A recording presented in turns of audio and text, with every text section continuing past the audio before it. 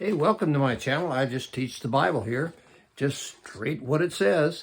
I hope you'll subscribe, hit the bell so you get notified every time I put something out, put several things out a day, and make comments and help me get this out to more people. And pray that I can get monetized so I can devote more time to this. Here are the facts.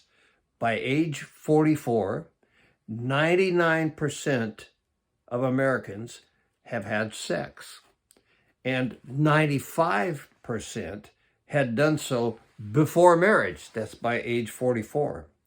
Even among those who abstain until age 20 or older, 81% had premarital sex by the age of 44. And then get this, 80% of self-identified Christians had premarital sex. Not much different, is it? Should be. It should be. Look at 1 Corinthians 16, 18 through 20. Flee from sexual immorality. All other sins a man commits are outside his body, but he who sins sexually sins against his own body.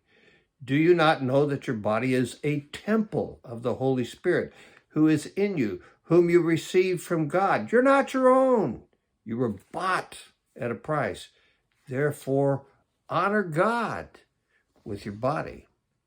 Sexual immorality is any sex between people not married to each other. Any sex between people not married to each other is sexual immorality.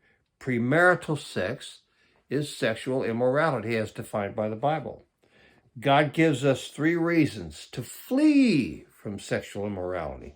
Back when I was a youth pastor in the 70s, I used to tell the high school boys, if you're in the back seat with a girl and about to have sex, jump out and run, flee from sexual immorality. There's 3 reasons in this text not to have sex outside of marriage, okay? It's sexual immorality. First, you sin against yourself. All other sins that a person might commit are outside his own body. But when you sin sexually, you violate your body and sin against it. You sin against yourself. Now, how much sense does that make? It seems to make good sense to not sin against your own body. All you do is wound yourself, hurt yourself. Second, you sin against God's temple.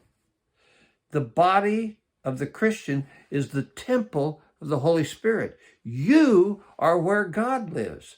We are the temple where God dwells, and he wants to be with us and in us to help us. He dwells in us by the Holy Spirit, who is the person, the presence, and the power of God. Sex, sin, desecrates God's temple. Third, sex, sin dishonors God's property. Think about this.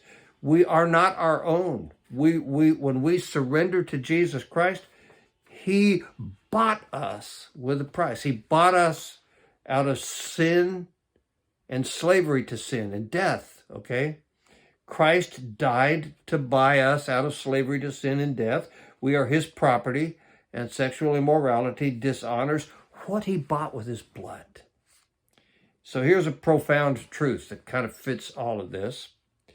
Sex was designed to be enjoyed by husband and wife in marriage, when they're married to each other.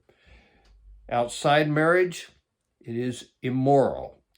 And so the call is to flee from sexual immorality and then enjoy it with husband and wife in marriage. Hope you subscribe, make comments. Thanks for listening, and I'll talk to you again soon.